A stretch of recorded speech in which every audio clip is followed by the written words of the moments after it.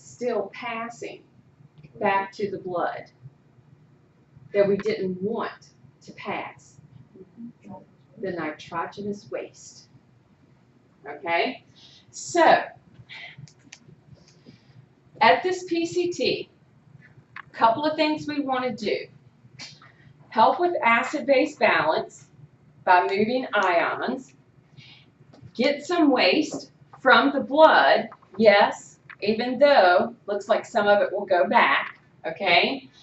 Something else that happens at the PCT. This would be the area that clears drugs and contaminants from the blood, because those molecules will continue passing through the renal system. Because the kidneys are so efficient at what they do, this is the reason that drugs, vitamins, antibiotics and stuff are given in such high amounts. Because the body is in between the liver and the kidneys is going to work so hard to remove the medications that you're given this really high dose in the hopes a small amount of it stays in the blood to go attack the bacteria. I guess when you take like multivitamins and stuff, that's why your urine is so yellow. Yep. I do believe that you need vitamins. I do believe you need supplements, okay?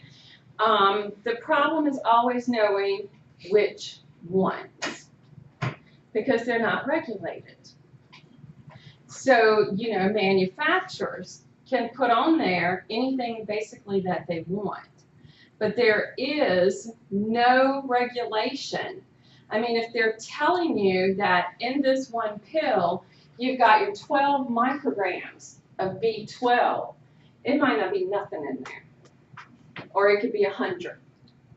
Or like one pill could be more, but yeah, because there's no regulation saying you've got to make sure that in this one vitamin that that's how much you've got in there. The rest of it is their filler. Their filler that they make. So it's like, I know we need them, but the problem becomes, how do you know which ones to take? None of them are regulated. Huh? Just take them all at one time. Yeah. No, I mean like which brand? I'm just saying take all the brands at once. That could be an idea. All right, so now as we leave the PCT, we're now entering the nephron loop. This particular picture and in your book is going to go into great detail. See all those little numbers that are listed, 600, 400, blah, blah, blah, blah, blah. It's going to go into great detail about those numbers. I want you to not focus so much on that as trying to understand what gets to move and why, okay? So, when I enter my loop, now they're trying to show the cortex here, the medulla here. We had two types of nephrons, cortical, juxtamedullary. Do you guys remember how the cortical ones, the loop only dipped a little ways, okay? But the juxtamedullary dipped real far into that renal pyramid, the medulla, okay? So, at this point, establish an osmotic gradient. This means what's going to happen to the salts and the water. Because even though 65% was done in the PCT, that left behind 35%. So I now have 35% entering into the descending and ascending loop. So my goal as it moves through the loop. Continue to move solutes and water. Because don't I still need to return the salts? And I still need to take care of the water that's in that 35%. Is everybody with me? So, as we move through the loop, we reabsorb sodiums, potassium, chlorines. We get about 25% movement of that, 15% of water.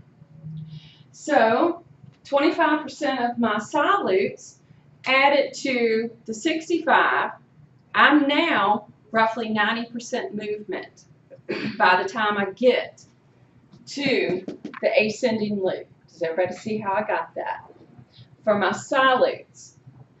But 65, I'm still only 80% of my water. So at the point of going through my loop, by the time I get to my DCT, I still have 20 liters of my fluid. Does everybody see how I got that? Because 65 plus 15 is 80. So by the time I get to my DCT, I'm still at 20% water. And if we think about that on a 100-liter scale, that's 20 liters that I still need to make sure I return back. Is everybody with me? Okay? So, for the movement of my ions, what we're going to see, based upon their structure, what's called the thick segments, which means that thick segment of the descending, the thick of the ascending, based on their cellular structure, ions have to move by active transport. What does that mean? Means it's going to use energy in a pump to move them. We have to use energy. We have to have ATP. Your kidneys are going to use high amounts of ATP every day. It's like, you know how they say, oh, 1,500 calorie diet per day is good, even just to do this all day long. Okay? Guess what the majority of that 1,500 calories of energy is being used for? Kidney function? Kidney function. A high amount goes to the heart, and a high amount goes to the brain. So even at just the bare minimum, and only doing this all day long, sitting, not doing anything else, okay? The majority is being used for these bodily functions. So, in the thick segments, we're needing to move our salts. It's having to expend energy to return sodiums, potassium, chlorines, sodiums, potassium, chlorines, sodium, potassium, chlorines. Do you see where the movement is occurring? Okay? Energy is being used. Now, in the thick segments, thick, about water.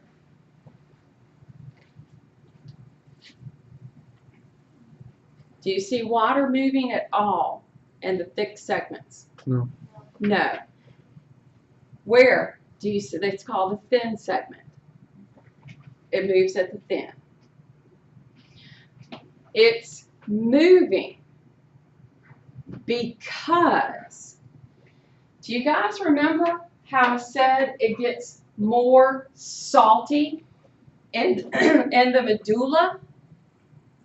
This is letting us know it's getting more salty, more salty. See how it goes from like 600 to 900 to 1200, okay?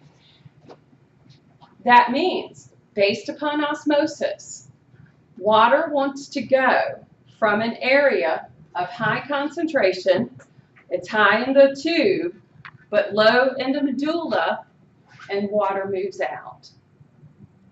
No, why don't the chemicals and elements that followed it through the other pumps follow it here? Because the structure of the cells change.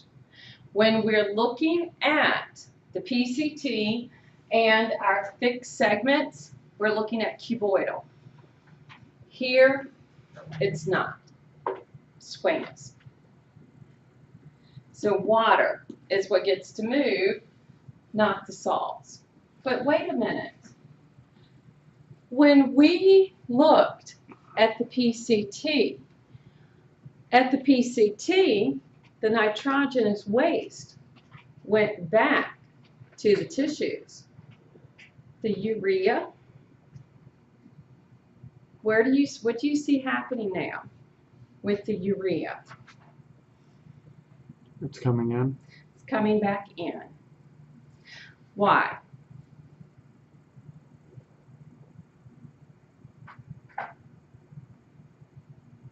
What have the other positives and negatives done? They moved out.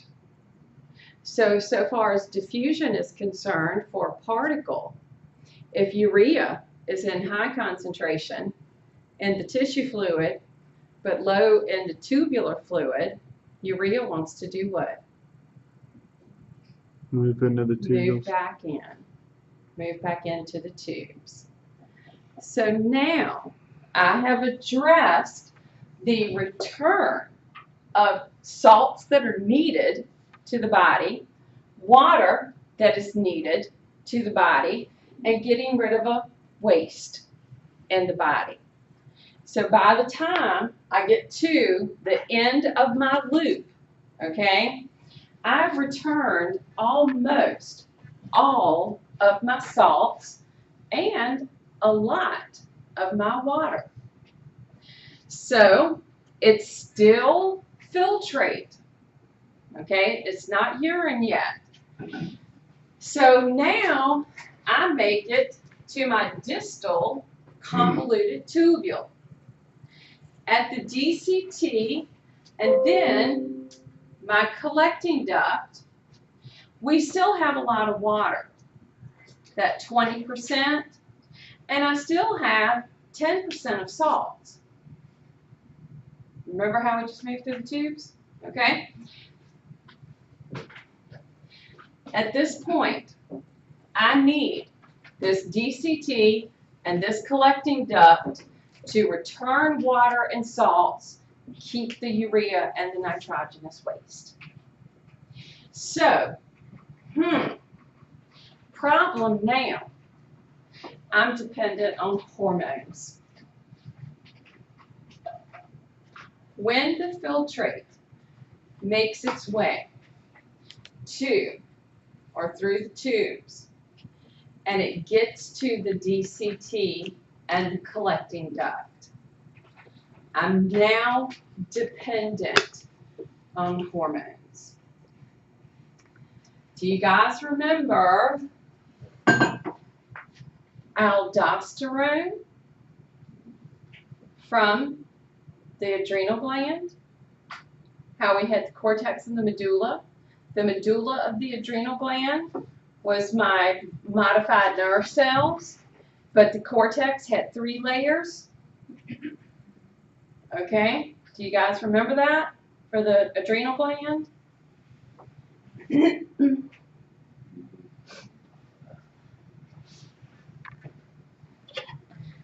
On the adrenal gland, the middle, the medulla, is modified nerve cells that the sympathetic division synapses directly on. The source of what we think of is our epinephrine. Okay, do you guys remember norepinephrine, epinephrine? Okay, in the cortex, we had those 3 layers. We had like our glucocorticoids and mineralocorticoids.